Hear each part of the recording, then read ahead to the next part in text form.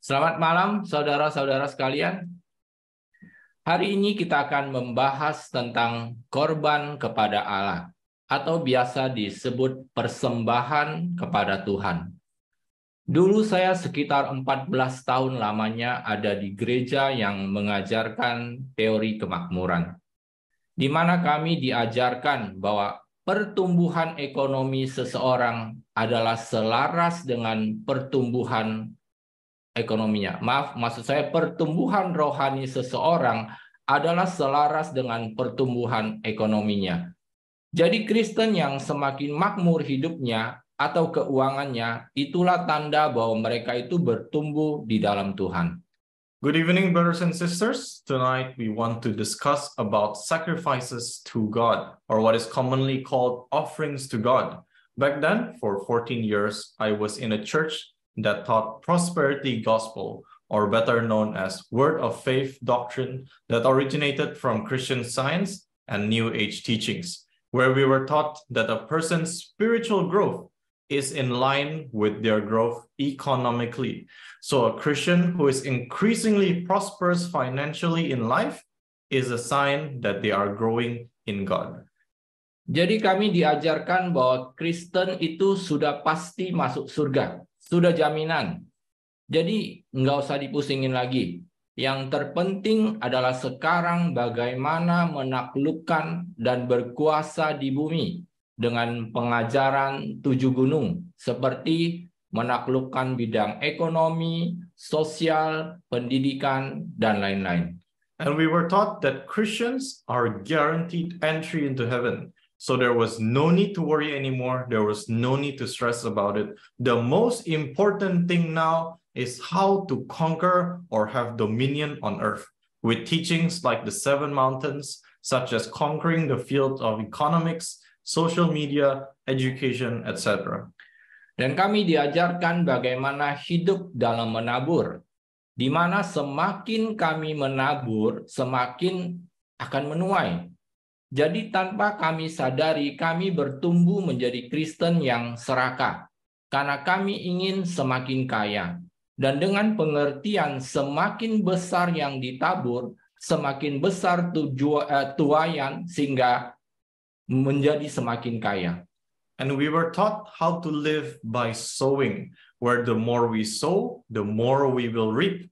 So we were unconsciously growing into Christians that become greedy because we want to be more rich. And with the understanding that the more we sow, the more we will reap, we will get more and more rich.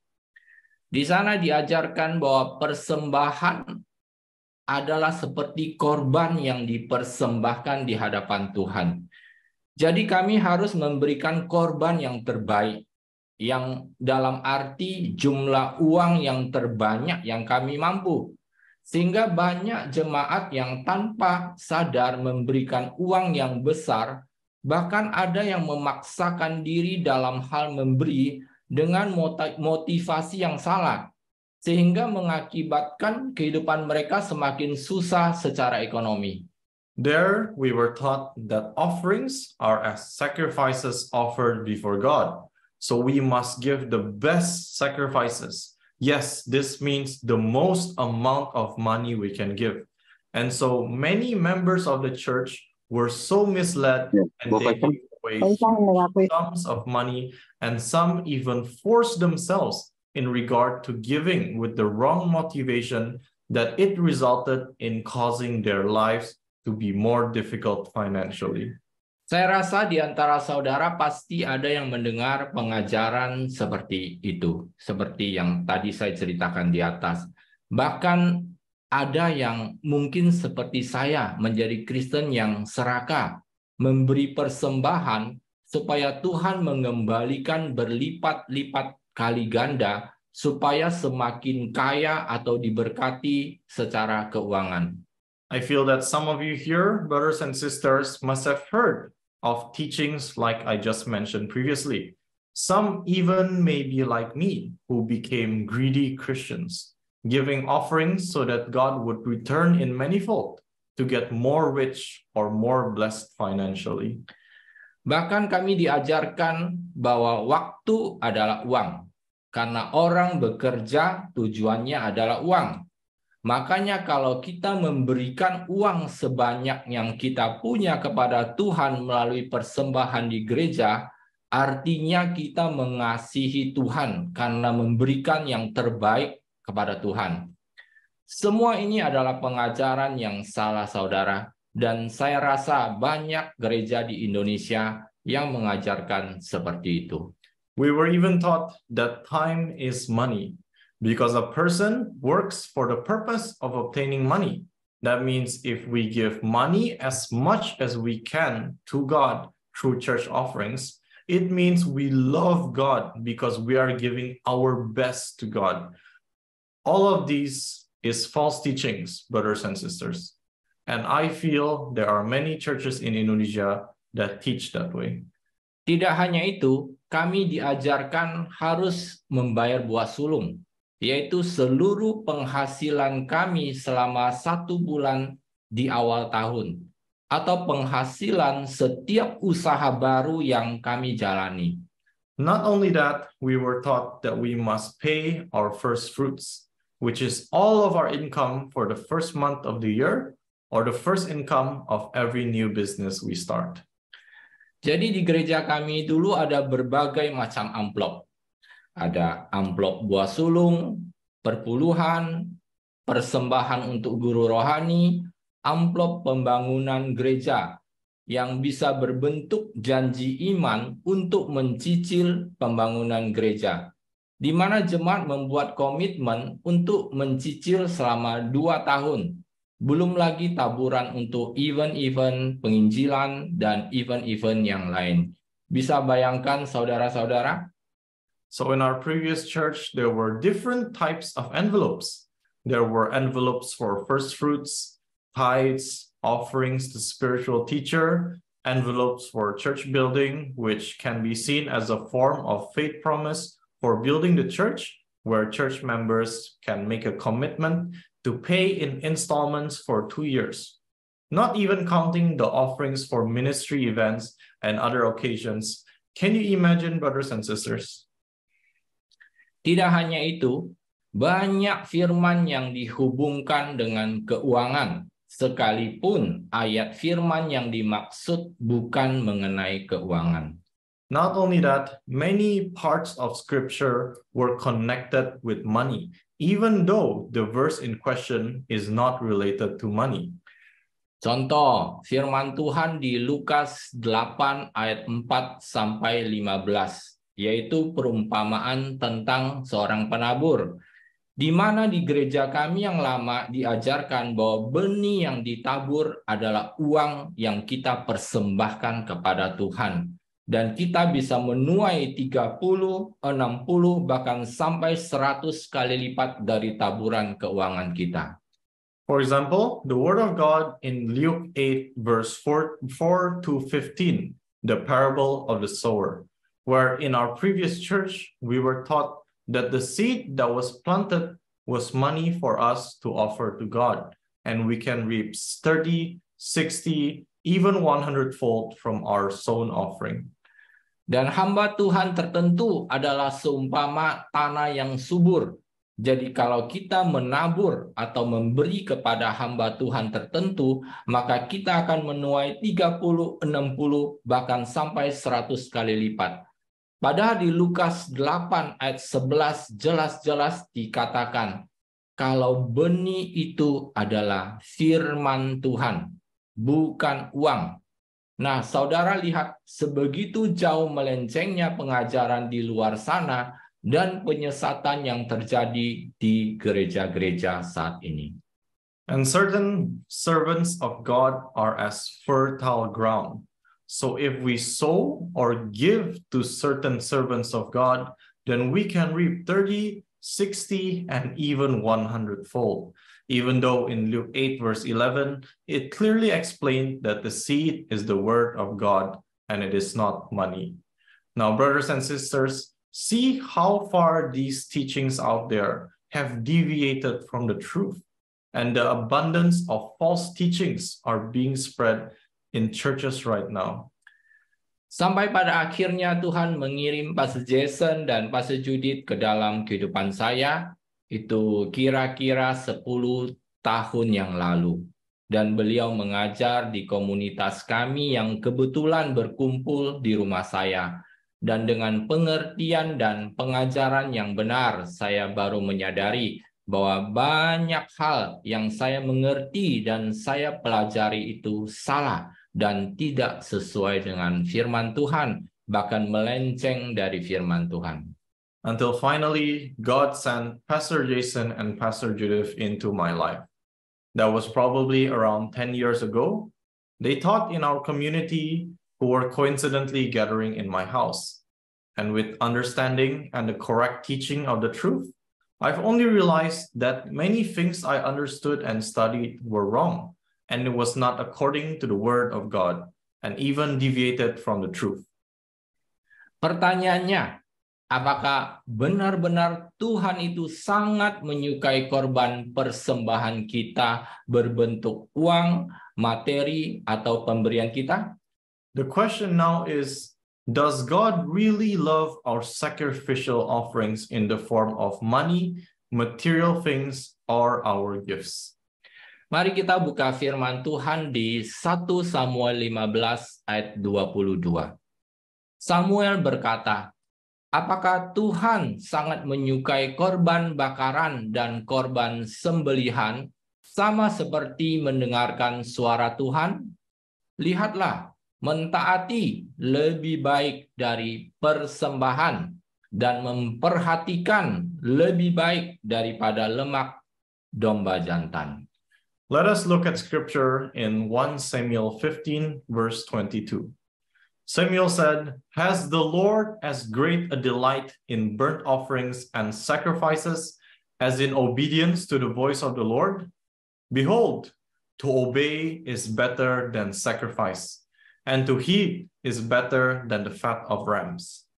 Dari sini kita bisa melihat bahwa Tuhan lebih menyukai ketaatan kita akan firman-Nya daripada kita mempersembahkan korban kepada Tuhan. Karena Tuhan tidak butuh apapun dari kita, karena Tuhanlah yang empunya bumi serta isinya, dan dunia serta yang ada di dalamnya. Apalagi motivasi kita memberi persembahan adalah untuk mendapatkan tuaian dari Tuhan berlipat-lipat kali ganda. From here, we can see that God favors obedience towards His word compared to our sacrificial offerings towards God, because God does not need anything from us. For the earth is the Lord's and the fullness of it, especially when our motivation of giving offerings are to receive back from God in multiple folds. Dan ada Kristen yang beranggapan kalau mereka membayar perpuluhan dan memberikan persembahan untuk pekerjaan Tuhan, mereka merasa sudah berbakti kepada Tuhan, sudah merasa mereka itu mengasihi Tuhan. And there are Christians that assume that when they pay their tithes and give offerings for the works of God, they are devoted to God, thinking that they have loved God. Amsal 21 ayat 3 berkata, perbuatan yang adil dan benar lebih menyenangkan Tuhan daripada segala persembahan. Proverbs 21 verse 3 says, "Just and righteous deeds please God more than any offering." Lihat, perbuatan yang benar dan adil adalah penting sekali di hadapan Tuhan daripada persembahan kita. Tuhan mau kita berbuat yang benar dalam hidup ini sesuai dengan firman-Nya yang adalah kebenaran. See that just and righteous deeds are so important before God compared to our offerings. God wants us to do what is good, what is just, what is righteous in this life, according to His word, that is the truth.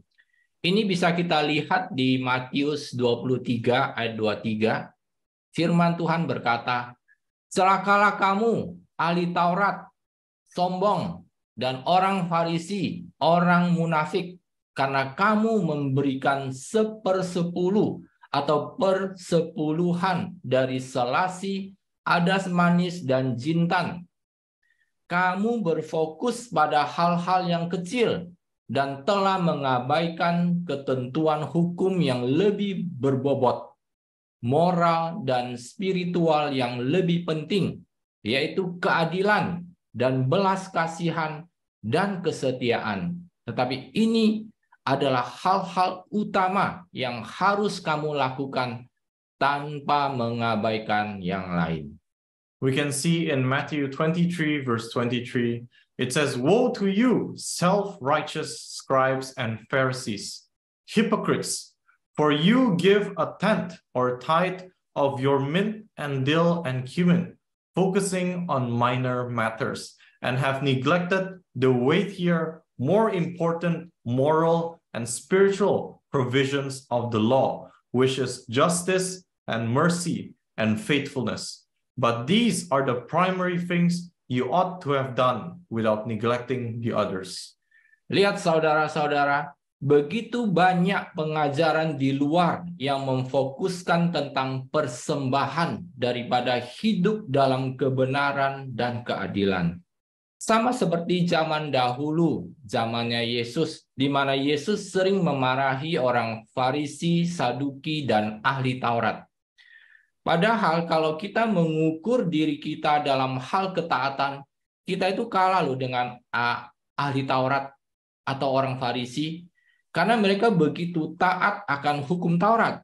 Mereka berdoa begitu rutin, membayar persepuluhan begitu setia, berpuasa, merayakan hari Sabat, dan lain sebagainya.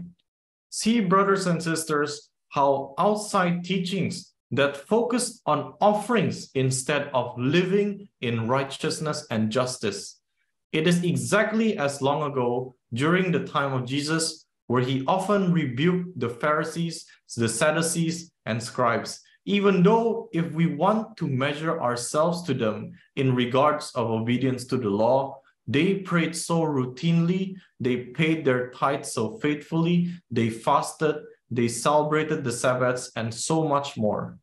Seperti ayat di atas menjelaskan, memang memberikan persembahan persepuluhan itu baik, tetapi jangan sampai kita memfokuskan itu sehingga kita melupakan perintah Tuhan yang lebih penting, yaitu moral dan spiritual, yaitu keadilan dan belas kasihan dan kesetiaan. Karena inilah hal-hal utama yang kita tidak boleh lupakan. And as the scripture above has explained, it is true that giving tithes is good, but do not let ourselves be so focused onto it that we forget the more important moral and spiritual provisions of the law, which is justice and mercy and faithfulness, because these are the primary things you should never forget. Tuhan lebih mementingkan pertobatan daripada persembahan. Our repentance is more important to God than our offerings. Kita bisa lihat firman Tuhan di Yesaya 1 ayat 10 sampai 16. Judul perikop ini adalah bertobat lebih baik daripada mempersembahkan korban. Firman Tuhan berkata, "Dengarlah, hai pemimpin-pemimpin, manusia Sodom, perhatikanlah pengajaran Allah kita, hai rakyat manusia Gomora. Untuk apa korbanmu yang banyak-banyak? Firman Tuhan, aku sudah jemu akan korban-korban bakaran berupa domba jantan dan akan lemak dari anak lembu gemukan. Darah lembu jantan dan domba-domba dan kambing jantan tidak kusukai. Apabila kamu datang untuk menghadap di hadiratku, siapakah yang menuntut itu daripadamu, bahwa kamu menginjak-injak pelataran bait suciku? Jangan lagi membawa persembahanmu yang tidak sungguh, sebab baunya adalah kekejijikan bagiku. Kalau kamu merayakan bulan baru dan Sabat atau mengadakan pertemuan-pertemuan, aku tidak tahan melihatnya, karena perayaanmu itu penuh kejahatan.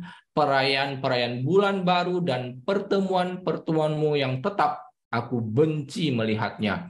Semua itu menjadi beban bagiku, aku telah payah menanggungnya. Apabila kamu menadahkan tanganmu untuk berdoa, aku akan memalingkan mukaku. Bahkan sekalipun kamu berkali-kali berdoa, aku tidak akan mendengarkannya, sebab tanganmu penuh dengan darah. Basuhlah, bersihkan dirimu, jauhkanlah perbuatan-perbuatanmu yang jahat dari depan mataku. Berhentilah berbuat jahat. We can see the word of God in Isaiah 1, verse 10 to 16. The title of this passage is Repentance is Better Than Sacrificial Offerings. Hear the word of the Lord, O leaders, people of Sodom. Pay attention to our Lord's teachings, O people, men of Gomorrah. For what are your plentiful sacrifices, says the Lord? I have had enough of burnt sacrifices of rams and of fat of fattened calves. The blood of bulls and rams and goats I do not like. If you come before my presence, who requires it of you, that you trample my temple? Bring no more of your insincere offerings, for the stench is disgusting to me. If you celebrate your new moons and Sabbaths, or hold assemblies, I cannot stand to see it, because your celebrations are full of evil. Your new moon festivals and appointed feasts, I hate to see. It is all a burden to me. I am weary of bearing them. If you spread out your hands to pray, I will turn my face away. Even if you pray many times, I will not hear it, because your hands are full of blood. Wash yourselves, make yourselves clean. Get your evil deeds away from my eyes. Stop doing evil. Tuhan berkata untuk orang yang menamakan dirinya Kristen, tetapi hidup seperti Sodom dan Gomora. Mereka bisa pemimpin gereja atau jemaat gereja, di mana mereka hidup dalam percabulan, LGBT, lesbian, homoseksual, biseksual, transgender, dan lain-lain. Tapi ada di dalam gereja. Dan mereka memberikan persembahan kepada gereja dan menganggap Tuhan akan menerima persembahan mereka. God says to all who call themselves Christians, but still live as people of Sodom and Gomorrah. They can be church leaders or members where they live in sexual immorality, LGBT, lesbian, homosexual, transgender, and such, but remain in churches. And they give offerings to church and think that God will accept their offerings. Tapi firman Tuhan di atas mengatakan bahwa Tuhan itu jijik dengan persembahannya. Seperti sesuatu korban yang bau busuk di hadapan Tuhan. Coba bayangkan saudara, itu membakar tikus mati yang sudah busuk. Baunya begitu menyengat dan menjijikkan. Seperti itulah persembahan mereka di hadapan Tuhan. But the word of God above has said that God is disgusted with such offerings. It is as those offerings smell rotten before God.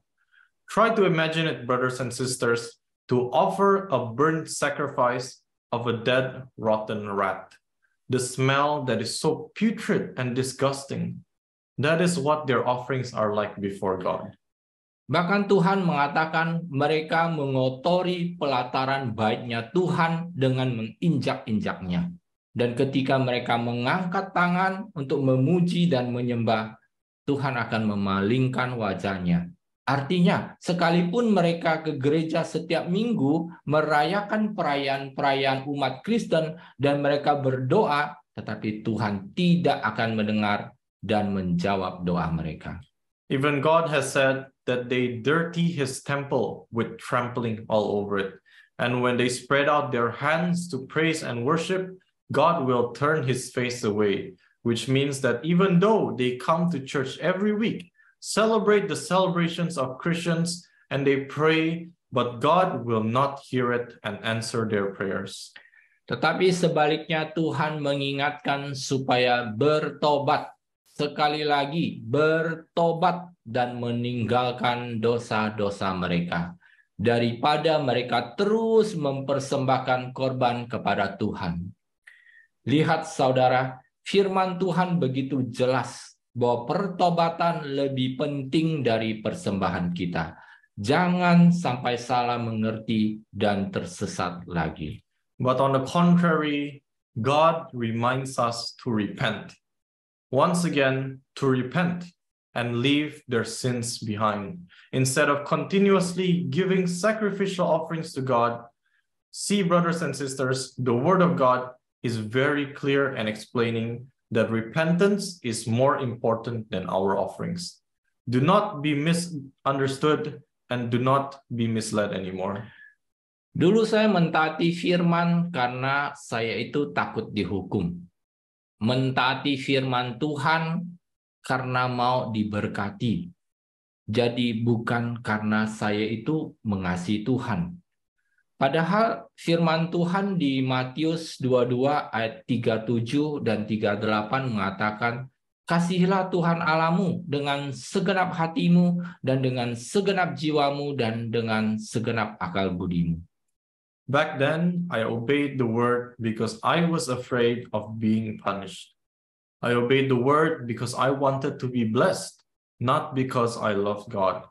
Even though the word of God in Matthew 22, verse 37 to 38 clearly says, love the Lord your God with all your heart and with all your heart and with all your soul and with all your mind.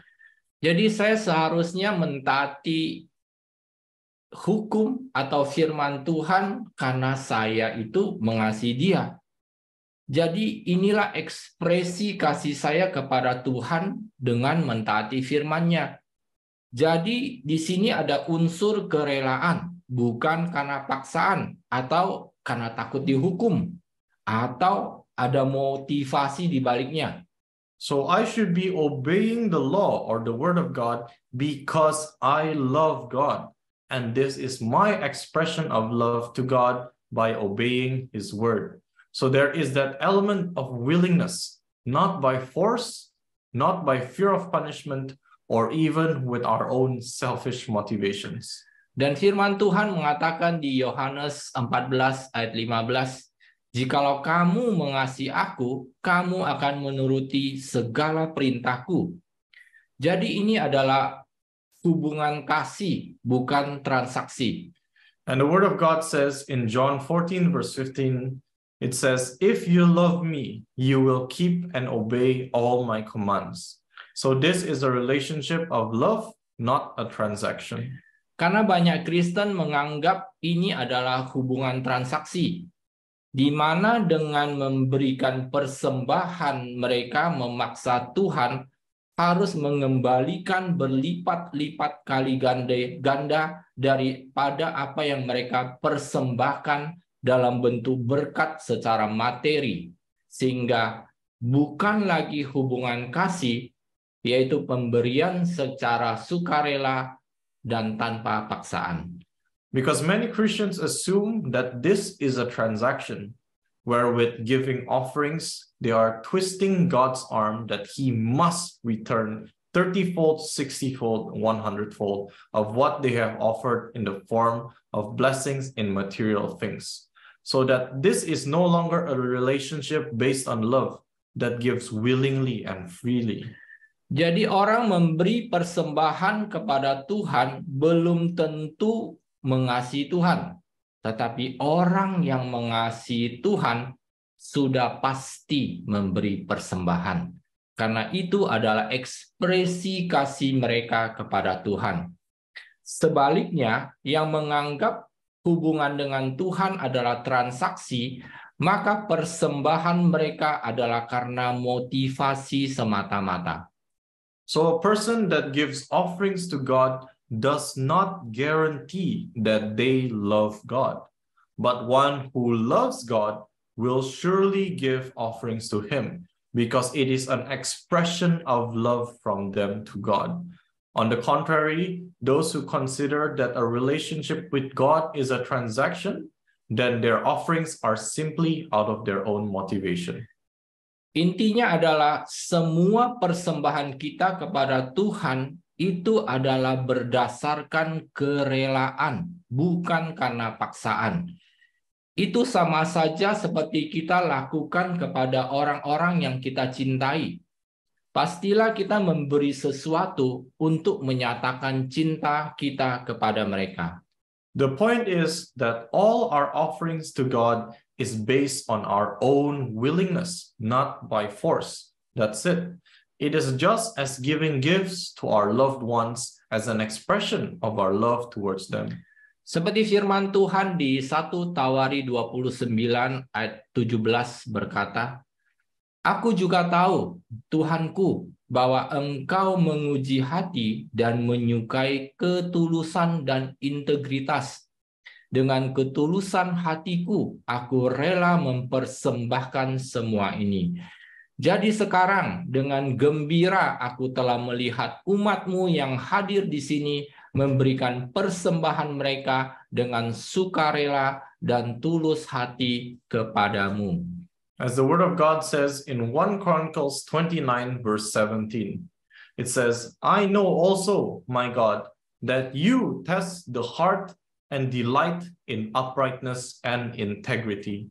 In the uprightness of my heart, I have willingly offered all these things. So now with joy, I have seen your people who are present here make their offerings willingly and freely to you. Di sini Raja Daud sedang mempersembahkan persembahan untuk membangun bait suci, di mana raja dan seluruh umat Tuhan bersukacita karena mereka telah memberikan dengan rela tanpa paksaan, tetapi dengan sukacita untuk memberikan persembahan mereka. Here, King David was giving his offerings to build God's temple, where the king and all of God's people rejoice, because they have given willingly, not by force, but with gladness to give their offerings. Dari ayat ini kita juga bisa mengerti bahwa Tuhan itu tahu isi hati kita. Kita itu mempersembahkan persembahan dengan tulus atau ada motivasinya. Jadi kita tidak mungkin bisa membohongi Tuhan dengan cara apapun. From this passage, we can also see how God knows what is in our hearts, whether what we have given was out of sincerity or with selfish motivation.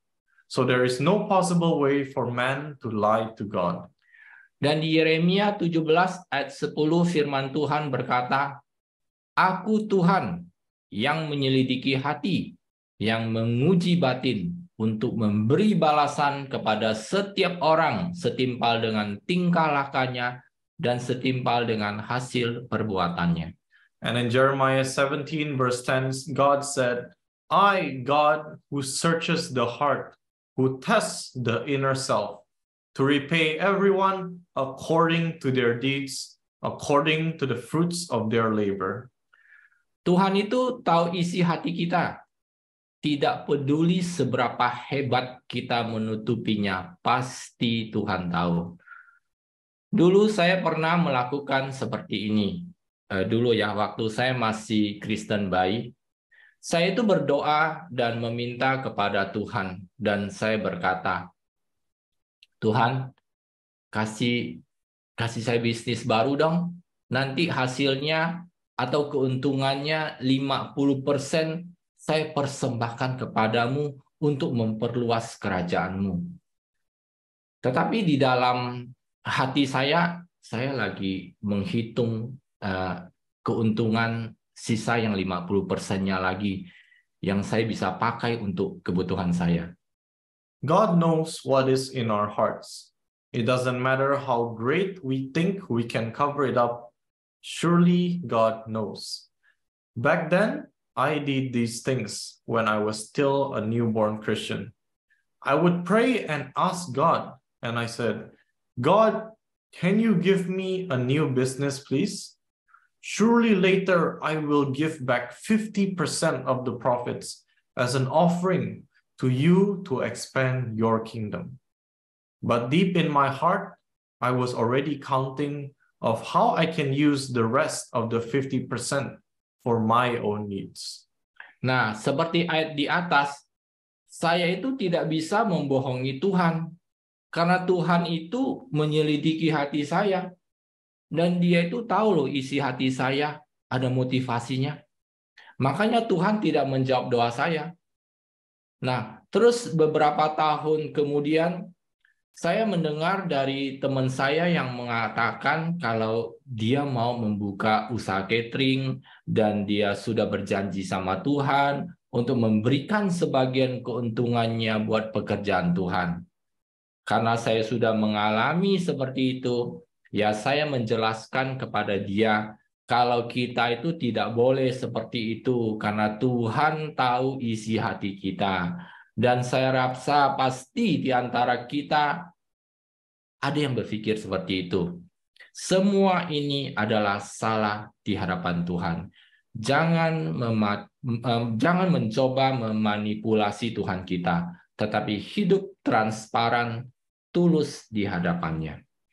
Now, as the scripture above has stated, I cannot lie to God because God searches my heart and he knows that in it there lies my own motivation. And so God did not answer my prayer. Going forward a couple of years later, I heard from a friend of mine who also said of opening a new catering business with the same promise of giving a part of his profits back to God. Because I have experienced the same thing, I explained to them that we shouldn't be like that because God knows what is in our hearts. And I feel that there are probably some of you among us who has probably thinks the same way. All of this is wrong in the eyes of God. Do not ever try to manipulate our God. Continue to live in transparency and be sincere before him. Jangan sampai kita memberi persembahan karena kita serakah, ingin cepat kaya. Karena orang yang serakah tidak ada bagiannya di dalam kerajaan Allah. Do not ever give your offerings from your greed, wanting to be rich quickly, because there is no place for greedy people in the kingdom of God. Terus persembahan apa sih yang Tuhan kita suka? Atau yang Tuhan benar-benar berkenan? Mari kita buka firman Tuhan di Roma 12 ayat 1. Maka dari itu saudara dan saudari yang terkasih, aku memohon kepadamu untuk mempersembahkan tubuhmu kepada Allah karena semua yang telah Dia lakukan bagimu. Biarlah itu menjadi persembahan yang hidup dan kudus, segala yang berkenan kepadanya. Inilah bentuk penyembahan yang sejati kepadanya. And so, what kind of offerings does God delight in? Or what does God really inquire and desire of us? Let us open the Word of God in Romans 12, verse 1. And so, dear brothers and sisters, I plead with you to give your bodies to God because of all he has done for you. Let them be a living and holy sacrifice, the kind he will find acceptable. This is truly the way to worship him. Inilah yang Tuhan mau kita persembahkan. Seluruh anggota tubuh kita, yaitu seluruh kehidupan kita. Mau tangan, mau kaki, mau mata, mau pikiran, mau hati, pokoknya seluruhnya. Karena Tuhan mau kita hidup kudus seperti firman-Nya berkata, kuduslah kamu sebab aku Allah yang kudus. This is what God wants us to offer. All of our bodies, which is our whole life, be it your hands, your eyes, your feet, your thoughts, your heart, everything there is, because God wants us to live holy, as his word has spoken, you shall be holy, for I am holy. Kekudusan tidak bisa sebagian saja. Contohnya, perkataannya saja yang kudus, tetapi perbuatannya tidak. Atau perkataannya kudus, tapi pikirannya kotor atau najis. Atau penampilannya yang kudus, Contohnya memakai baju atau jas putih, tetapi perbuatannya bejat.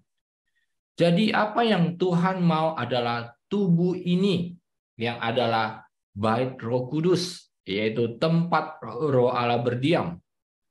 Sama seperti di Perjanjian Lama, imam bertanggung jawab untuk menjaga bait sucinya Tuhan. Kita pun bertanggung jawab untuk menjaga tubuh ini yang adalah baitnya Tuhan supaya tidak tercemar. Holiness cannot be only found in a part of you. For example, only in your words are you holy, but not in your deeds. Or your words are holy, yet your thoughts are unclean. Or you may appear to be holy. Or for example, you wear clothes or a suit that is white, but your actions are an abomination before God. So what God wants is that this body, which is the temple of the Holy Spirit, where the Spirit of God dwells, to be as in the days of old, where the priest who was in charge of caring for the temple, God wants us to be in charge of keeping this body, which is the temple of God, to be clean and undefiled. Saya mau bagikan tentang pikiran yang najis, khususnya bagi yang memiliki latar belakang seperti saya, yang hidup dalam seks bebas, perzinahan, dan dunia malam sebelum saya mengenal Tuhan. Pikiran najis itu akan selalu muncul dalam pikiran kalau kita tidak menolaknya dan mematahkannya dan meminta Yesus untuk melakukan sunat secara rohani seperti di firman Tuhan di Kolose 2 ayat 11, maka kita bisa jatuh ke dalam dosa perzinahan lagi. Makanya kita bisa lihat banyak hamba Tuhan yang jatuh ke dalam dosa perzinahan. Tidak pandang dia hamba Tuhan besar, kecil, terkenal, ataupun yang biasa aja. I want to share about unclean thoughts, especially for those who had a background as I did, where I lived in free sex, adultery, and the nightlife before I came to know God. Those unclean thoughts will always appear in the mind. If we do not reject it and break it and ask Jesus to do a spiritual circumcision, as written in the Word of God in Colossians 2, verse 11, then we can fall into sin of adultery again. That's why we can see how so many servants of God falls into this sin of adultery. Whether you may be big or they may be small, or servants of God, whether they are well known or whether they are not, they can still fall into the sin. Kita juga harus menjaga mata kita supaya tidak memandang atau melihat sesuatu yang membuat kita berdosa. Contohnya seperti nonton pornografi, apalagi dengan dunia media internet sekarang yang begitu banyak pornografinya. We must keep our eyes from gazing or looking at things that can cause us to sin, such as watching pornography. Even more so in the world of the internet nowadays, with its media abundant in pornography. Tidak hanya sekedar mata saja, tetapi yang Tuhan mau adalah seluruh anggota tubuh kita, termasuk pikiran dan perasaan kita yang tersembunyi, yang orang lain tidak tahu dan tidak kelihatan. Sehingga kita benar-benar bisa mempersembahkan seluruhnya sebagai persembahan yang hidup, kudus, dan berkenan kepada Tuhan. Not only with our eyes, but God wants our whole bodies, including our minds, our feelings, which are hidden and unseen by those around us, so that we can truly offer up our whole bodies as a living sacrifice, holy, consecrated, and well-pleasing to God.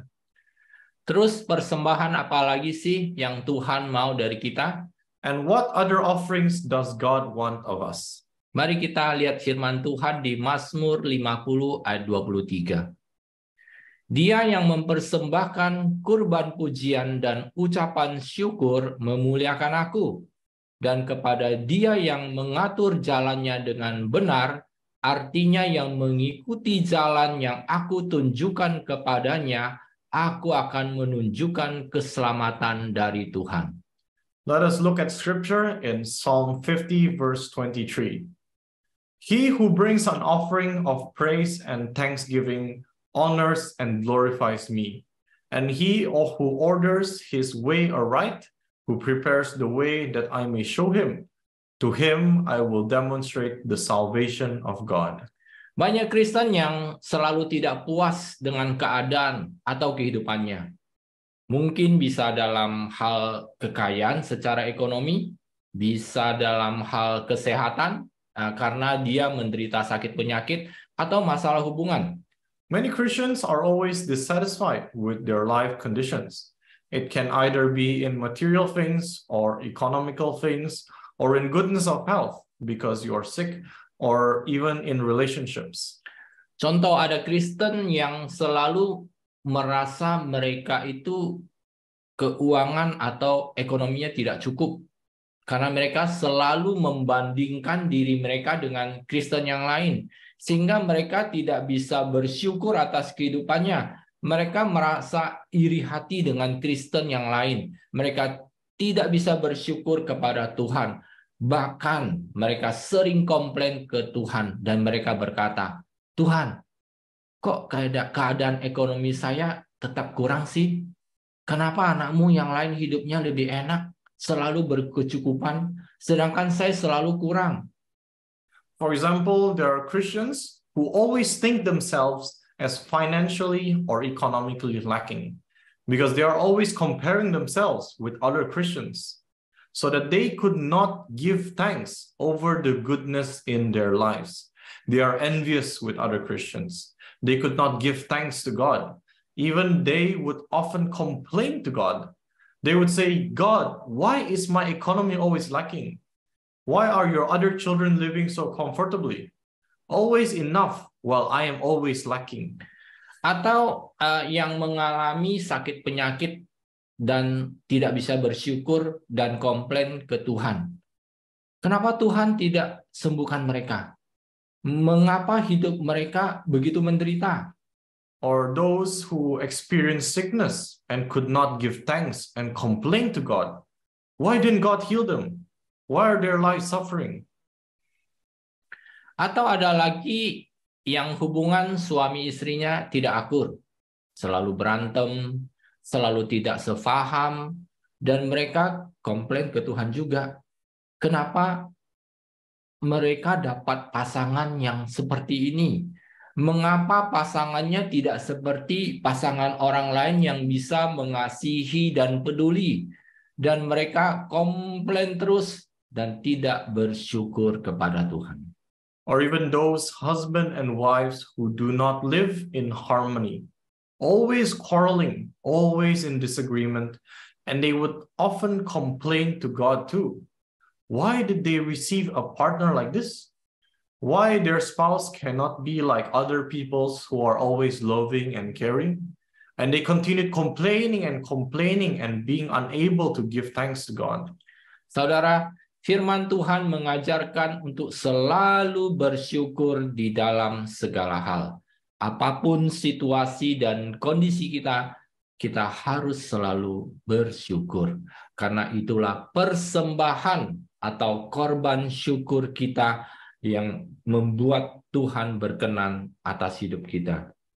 Jangan seperti bangsa Israel yang selalu menggerutu dengan keadaannya dan tidak bisa bersyukur kepada Tuhan.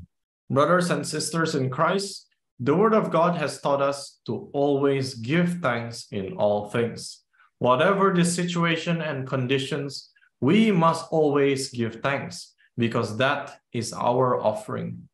Our living sacrifice that God finds delight in our lives. Do not be like the Israelites who grumbled with their conditions and could not give thanks to God. Efesus 5:20 firman Tuhan berkata, di setiap waktu dan untuk segalanya berikanlah ucapan syukur dalam nama Tuhan kita Yesus Kristus kepada Allah Bapa. Ephesians 5:20 says, at all times and for everything, giving thanks in the name of our Lord Jesus Christ to God the Father. Jangan hanya di waktu situasi yang baik saja kita bersyukur, tetapi dalam situasi buruk pun kita tetap bisa bersyukur. Do not only give thanks when the situation is good, but even in difficult situations, we must continue to give thanks. Saya mau bagikan kesaksian saya waktu saya sudah bercerai dengan mantan istri saya, dan saya itu kadang-kadang telepon anak saya yang sedang di sekolah di luar. Saya selalu mengingatkan anak saya supaya jangan marah dan kecewa sama Tuhan, tetapi tetap bersyukur dan percaya kepada Tuhan, sekalipun kondisi keluarga kami sepertinya berantakan. I want to share my testimony when I have divorced with my ex-wife, and I often call my son who was studying abroad. I always reminded my son to never get angry and disappointed with God, to always give thanks and trust in God, even with our family condition that seemed like a mess. Terus anak saya bercerita kalau selama ini dia merasa keluarga kami di dalam Tuhan adalah keluarga yang utuh, dan dia bisa menjadi berkat untuk teman-temannya yang orang tuanya mengalami perceraian. Tetapi sekarang kondisinya malah keluarga kami yang berantakan, dan dia merasa sedih. Terus saya berkata, saya jelasin ke dia, kita harus tetap bersyukur kepada Tuhan, sekalipun kondisi kita itu seperti ini. Kita tidak hanya bersyukur kepada Tuhan dalam kondisi yang baik saja, tetapi sekalipun kondisi keluarga kita seperti ini, tetap kita harus bersyukur. And my son told me about how all this time our family that was in God was whole, and he could become a blessing to his friends whose parents have divorced. But now our family condition instead are broken, and he felt sad. And I said to him, we have to give thanks to God, even if our conditions are like this. We cannot only give thanks to God when the conditions are good, but even when our family condition is like this, we must continue to give thanks.